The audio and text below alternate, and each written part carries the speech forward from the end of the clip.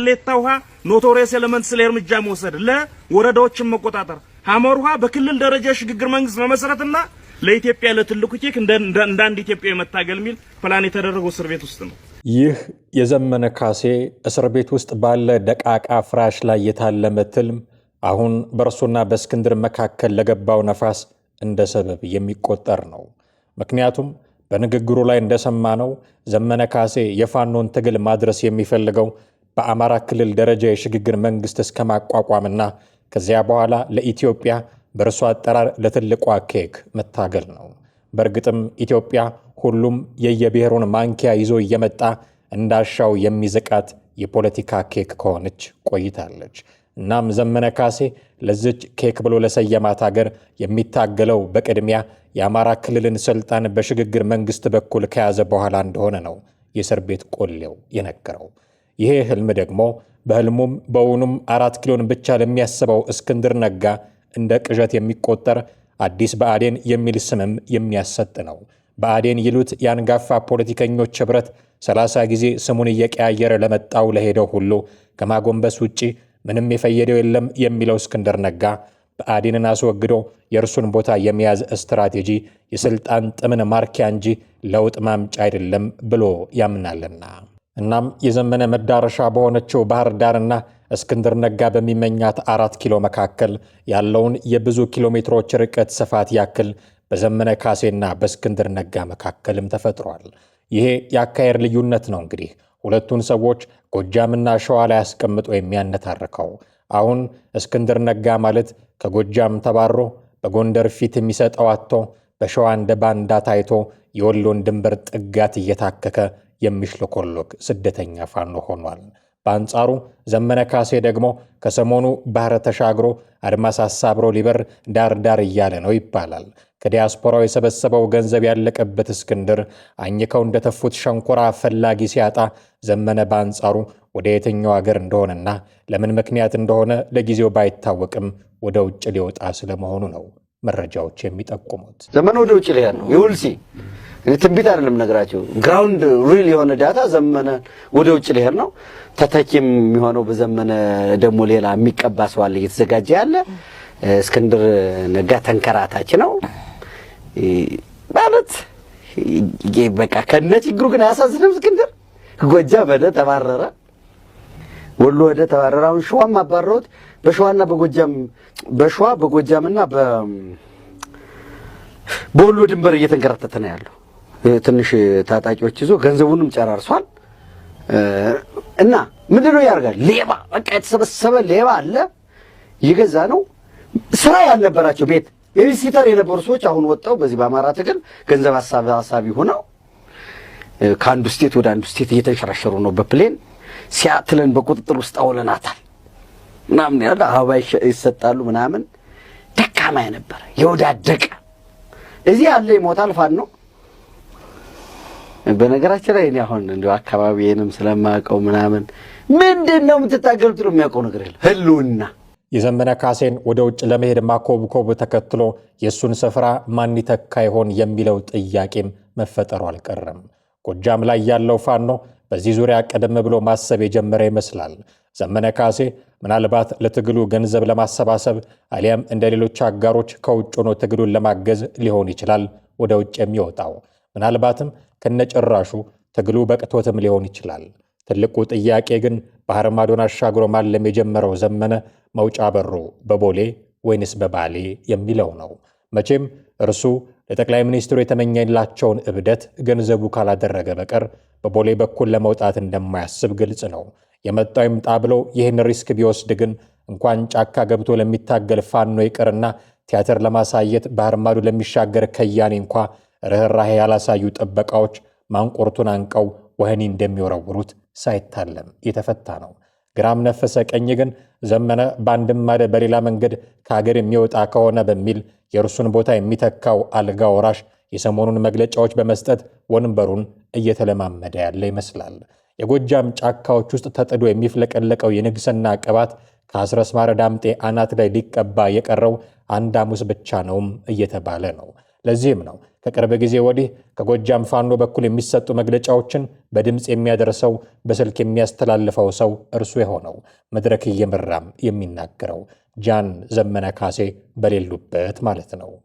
አስረስ ማረ ዳምጤም ቢሆን ታዲያ በእነዚህ መግለጫዎቹ ላይ ከወንበር አለቃው በቃረማት አግቦ እስክንድር ነጋን ሸንቆጥ ማድረግን ተለማምዷል።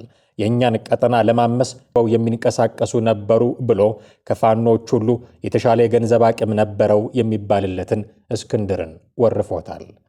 እዚህ ቀጠና ላይ ከፍተኛ ገንዘብ ኢንቨስት አድርጎ ጭምር ትግሉን ለመከፋፈል ከፍተኛ ጥረት ተደርጎ ነበር። በእናንተ ጽናት፣ በእኛ ጽናት ተወጥተናል። ዛሬ ላይ ደርሰን የተወሰነ ዋጋ አስከፍሎንም ቢሆን አንዳንዱ ሰው ይገርማል። የራሱ ሐሳብ የለው። አንድ ነገር ስትጀምር እንደ መሽገር መጥቶ ይጣበቃል። ካንተ የሆነ ዝና ሊፈልግ ይችላል። በአንተ ስም የሆነ ገንዘብ ሊያሰባስብ ይችላል። የሆነ ነገር ሊያደርግ ይችላል። ምናልባት ቢመጣም አንተ ቦታ የማትነፍከው የማትገፋው አካል ሊሆን ይችላል። ነገር ግን የራሳቸውን ስራ ሳይሰሩ በጣም የሚደንቀው ነገር ደግሞ እየተሰራ ያለውን እንቅስቃሴ፣ ይሄንን ድባብ፣ ይሄንን ፍቅር፣ ይሄንን ስራ መረበሽ በሰማዕታት ደም እንደመቀለድ እንደማይቆጠር ነው የማይገባኝ ነገር። በአማራ ትግል ውስጥ በጣም በርቀት ተሳትፎ እያደረገ ያለ የተወሰነ አቅመ ቢስ የሆነ ኤሊት አለ፣ ወይም ጥቅመ ቢስ ልንለው የምንችለው ምንም ሬሌቫንስ የሌለው አንድ አርቲክል ጻፍ ብትለው እንኳን የማይጽፍ ብድግ ብሎ ከሌኮ የሞቀ ቤቱን ትቶ ነው እዚህ ትግል የገባው። እና ታቦት እንቅረጽለት ማን የቀዘቀዘ ቤቱን ትቶ ይመጣ? ቤት የሌለው አለ እዚህ ውስጥ፣ ትዳር የሌለው አለ፣ መኖር የሚያቅተው አለ፣ ሌላም ብዙ ነገር ይባላል። ሁለት ጊዜ የቪዛ ቀጠሮ አራዝሜያለሁ ለትግሉ ብዬ። ለምን ብያለሁ? ብርቅ አይደለም አሜሪካ መሄድ። አስረስ ማረ በእናንተም በእኛም ጥረት አለፍ ነው እንጂ ያለውን ሴራ በበላይነት መርቶታል ተብሎ የሚጠረጠረው እስክንድር ነጋ የነጋ ጠባ ህልሙ 4 ኪሎ ናት። አሜሪካ ላይ ሾሟቸው ገንዘብ ይሰበስቡለት ከነበሩት የሻለቃ ዳዊት ወልደ ጊዮርጊስ ሹምሽር በኋላ እንደቀደመ ጊዜው ረብጣ ዶላር ማግኘት ያቆመው እስክንድር አንዴ በሶስተኛ ወገን በኩል ከመንግስት ጋር እየተደራደረ ነው ሲባል፣ ሌላ ጊዜ ለአሜሪካ መንግስት የድርድር ቅድመ ሁኔታ አስገብቷል ሲባል ከርሞ አሁን በቅርቡ ደግሞ ማስረሻ ሰጤን ለመንግስት እንዲገባ ያደረገው እርሱ ነው እየተባለ ሲታማ ነው ውሎ የሚያድር። አሁን እስክንድር ነጋ ተንከራታች ፋኖ ሆኖ በዱር በገደሉ የሚንከላወስ የትግል ስልቱ የተበላ ዕቁብ ሆኖበት የተቸገረ አዲስ አበባ ላይ ጥሎት በሄደው የባልደራስ ፓርቲ ግፍ የሚሰቃይ ምስኪን ሆነዋል። ታዲያ የሁለቱ ዝሆኖች ጸብ ሳሩን ጎርቶታል የሚሉን ደግሞ ከወደ ባህር ማዶ ሆነው ትግሉ ላይ ቤንዚን የሚያርከፈክፉ አፎች ናቸው። ያለፈ ዘመን ታሪኬ ተቀዶ ይጣል፣ ብልጽግናን የደገፍኩበት ታሪኬ ከዕድሜ ላይ ይቀነስ ብሎ ቃለ መሐላ ላይ የፈጸመው መሳይ መኮንን መንግስት 40,000 ሰራዊት ማሰልጠን ጀምሯል በሚል የትችት ዶፉን ሲያወርድ የሰማ ሰው ያኔ ከለውጡ መንግስት እግር ስር ተፍ ለማለት መጣደፉን እንደምን ረሳው የሚያስብል ነው። ንጉስ አይድንም። እነሱ ግን በሰራዊት ብዛት እንድናለን ብለው ሞከሩት። ምን ያልገባ ሰራዊት አለ እንዴ? ከባህር ኃይል እስከ ሪፐብሊካን ጋርድ የገባ ሁሉ እኮ እንዳሸዋ ቀልጧል። ፋኖች እኮ አሁን የሚሰጡት መግለጫ ላይ እኛ ምርኮኞችን ምናስተዳድርበት ምንቀልብበት አቅም የለንም፣ እባካችሁ ቀይ መስቀልም ሌላም ኃይሎች ካሉ ውሰዱ እያሉ ነው። ምንድነው የምታስገባው? በዚህ ላይ መሳሪያ የለ። አንድ መሳሪያ ለ4 እና ለ5 ነው የሚሰጠው። እንደሰማሁት ወታደራዊ ባለሙያ ነው የነገሩኝ ስለ ብር ሸለቆ አጠቃላይ የፋሲሊቲው የማሰልጠን አቅሙ ምን ያህል ወታደሮች በአንድ ጊዜ አስገብቶ ማሰልጠን ይችላል ነው። በጣም በዛ ከተባለ በጣም ተጨናንቆ 10,000 ወታደር እንጂ ለ5,000 ምልምል ወታደር የተዘጋጀ አቅም ነው ያለው ነው። 40,000 ያስገቡት። ምንድነው የሚያሰለጥኑት አሁን? ከዛስ ምታመጣው ለውጥ አለ? እነዚህ ሰዎች ምክክር በዚህ በኩል ይሉና አዲስ አበባን ያደነቁራሉ። ዓለም አቀፉ ማህበረሰብ ይሄው ምክክር ብለናል ይላሉ። ምክክርን የሚደፈጥጥ ምክክር እንዳይኖር የሚያደርግ ደግሞ በዚህ በኩል ጦርነት ይከፍታሉ። ይህን ተቀብሎ የሚያስተጋባው አበበ ደግሞ መንግስት ባለ አቅሙ ሁሉ እየተዋጋን ማንኛውንም ነገር እየፈጸመብን፣ እኛ ግን አማራ ክልል ውስጥ ባለስልጣናት ሲንቀሳቀሱ ዝም የምንለው፣ ባንኮች ገንዘብ ሲያዘዋውሩ እያየን ዝምታን የመረጥነው፣ ጭራሽ ለባንኮቹ ጥበቃ የምናደርገው እስከ መቼ ነው እያለ ይጠይቃል። የመንግስት ጋር እየተጣላን እኮ የአማራ ክልል ውስጥ የመንግስት ተወካዮች አሁንም አሉ። what does that mean? ትግሉ ከመንግስት ጋር ከሆነ የመንግስት ተወካይ አማራ ክልል ውስጥ እንዴት ይኖራል? ዳትማች እኮ እኛ አልፈን አልሄድንም። ኢማጂን እነሱ ኤኒቲንግ ያደርጋሉ። ኤኒቲንግ የሚለው ቃል በጣም ዝቅ አድርጋችሁ እንዳታዩ። ማንኛውንም ነገር ያደርጋሉ።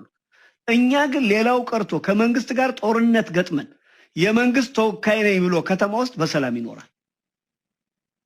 ዞሮብን ነው፣ ሞኝ ሆነን ነው፣ አልገባን ሆነን ነው፣ ታግሰን ነው። አይ ሃቭ ኖ አይዲያ። ግን ይሄ ክፍተት ይታየኛል። እሱ ሙሉ ፎርስ እየተጠቀመ ነው፣ ኤኒቲንግ እያደረገ ነው። እኔ ግን ሊሚትድ ነው። ሌላውን የባንክን ገንዘብ አሁን ፋኖ ሲጠብቅ ነው የሚውለው። ኦኬ፣ ምናልባት የባንክ ስርዓቱ መቀጠል፣ ህብረተሰቡ በሰላም መኖር መቻል አለበት ነው። የባንክ ስርዓቱ በመንግስት ነው የሚተዳደረው። ሌላው ቀርቶ የብልጽግና አካውንት እዚህ ውስጥ የኔ ነው፣ በብልጽግና አካውንት ተጠቅሜ ራሴን ማደራጀት አለብኝ የሚል እሳቤ እንኳን አይታይም። እኔ እንደው በግልጽ እነጋገር ከተባለ ማለት የሰጠነው ላብሬጅ ለዚህ ሰውዬ እንዴት ብዬ እንደምነግራችሁ፣ እሱ በጩቤ እኛ በቁንጥጫ ነው እየተወዳደርን ያለ ነው። አለን ጩቤውም አለን፣ ታንኩም መድፉ ምናምን ይዘህ ግን ለሱ ጩቤ ፈቅደለት አንተ ግን በቁንጥጫ አይነት ነገር ኢት ሹድንት ቢ። ይሄ ሰውዬ በገጠመን ልክ ልንገጥመው ይገባል። በሚዋጋን ልክ ልንዋጋው ይገባል። በሄደበት ልክ ልንሄድ ይገባል። that's the only way ይሄን ሰውዬ መገላገል። ምክንያቱም አድቫንቴጅ እየወሰደብን ነው። ይሄ ባለስልጣናትን ግደሉ ገንዘብንም ዝረፉ ከሚል ቀጥተኛ ትዕዛዝ የማይተናነሰው የአበበ ንግግር ተግባራዊ ያልሆነበት ብቸኛው ምክንያት ግን አቅም ይመስላል። ዶክተር አብይ ባህር ዳር በሄዱ ጊዜ ሞርታር ተኩሰን ቦምባ ፈንድተን ለጥቂት አመለጡን እንጂ የሚል ታጋይ ባለስልጣናቱን በግላጭ ቢያገኝ ኖሮማ ያሻውን ከማድረግ አይመለስም ነበር። በየቀበሌው ደማቸው ደመከልብ ሆኖ የቀሩት የወረዳና የቀበሌ አመራሮች ዜናቸው ለዚህ አባባላችን ሕያው ምስክር ነው። ጋዜጠኛ አበበ ግደሏቸው ብሎ ትዕዛዝ ካወጣባቸው ባለስልጣናት መካከል ምናልባት ግንባር ቀደሙ የክልሉ ርዕሰ መስተዳድር ሊሆኑ ይችላሉ። ርዕሰ መስተዳድሩ አረጋ ከበደ ግን በአንድ ወቅት የክልል ባለስልጣናትን ጋብዘው የልማት ስራዎችን ሲያስጎበኙ ነበረ። ነገር ግን እንኳን ሊገድላቸው ዝንባቸውን እሽ ብሎ የሚያባርር ፋኖም ሊታይ አልቻለም። በእርግጥ በአገሪቱ ብሔራዊ ቴሌቪዥን ጣቢያ ላይ ቀርበው የፋኖ ትግል 3 ጉዳቶችን አድርሶብናል ብለው ተናዘው ነበረ። አረጋ ከበደ የደረሱትን ጉዳቶች በ3 ከፍዬ ማንሳት እፈልጋለሁ። በመጀመሪያ ደረጃ ከፍተኛ የሆነ ሰብአዊ ጉዳት ደርሷል። ሁለተኛው የደረሰው ጉዳት ከፍተኛ የሆነ የቁሳዊ ውድመት ደርሷል። ሶስተኛ የማህበረሰቡ ትስስር ወይም ሶሻል ፋብሪክስ ምንለው በከፍተኛ ደረጃ ተናግቷል። እናም ከነዚህ ጉዳቶች እያገገምን ነው የሚል ድራማ ለመስራት ይሁን አሊያም ፋኖ በሚያወራው ልክ አማራ ክልልን አልተቆጣጠረም ለማለት እንጃ ባህር ዳርና ጎንደር እንግዶች የሚመላለሱባቸው ባለስልጣናት የሚጎበኟቸው ህዝባዊ ስብሰባ የበረከተባቸው መንደሮች ሆነዋል ከሰሞኑ። ይሄ ነው እንግዲህ የዝሆኖቹ የዘመነ ካሴና የእስክንድር ነጋ ጠብ የጎዳው ሳር የሆነው የፋኖ ትግል። የሚወራው እውነት ከሆነና ከተሳካለት ዘመነ ዲያስፖራ ታጋይ የመሆን ዕድሉ እየሰፋ ነው። እስክንድር ግን 10 ሳይለካ አንዴ የቆረጠው የትግል ውሳኔው ያመጣበትን ዳፋ እየተቀበለ በሸዋ በጎጃምና በወሎ አውራጃዎች ድንበር መካከል ከጥቂት ተዋጊዎቹና ርዝራዥ ዶላሩ ጋር ነፍስ ውጪ ነፍስ ግቢ እየታገለ ነው። እንደ እስክንድር ነጋ ጫካ ለጫካ መንከላውስን ያልወደዱት ማስረሻ ሰጤ የጀመረው መንገድም የተከተሉት ደግሞ እነሆ እጃቸውን በመስጠት ላይ ናቸው። በምዕራብ ጎጃም ዞን በጃቢ ጠህናን ወረዳ በጫካ ሲንቀሳቀሱ የነበሩ ታጣቂዎች የሰላም አማራጭን ተቀብለው ገብተዋል። ታጣቂዎቹ የአማራን ሕዝብ ነፃ እናወጣለን በሚል ወደ ጫካ ገብተን በሕዝባችን ላይ የሰላም እጦት እንዲከሰት ምክንያት ሆነናል ብለዋል። የበደሉትን ሕዝብ ለመካስና ለማገልገል የሰላምን አማራጭ መቀበላቸውንም ገልጸዋል። ከምዕራብ ጎጃም ዞን ኮሚኒኬሽን የተገኘው መረጃ እንደሚያመላክተው ሌሎች ታጣቂዎችም የሰላም አማራጭ እንዲቀበሉ ጥሪ ቀርቦላቸዋል። እውን እስክንድር ነጋ ይህንን ጥሪ ተቀብሎ ለመንግስት አስገብሮታል የተባለውን ማስረሻ ሰጤን ይቀላቀል ይሆን? ጊዜ የሚፈታው ጉዳይ ነው።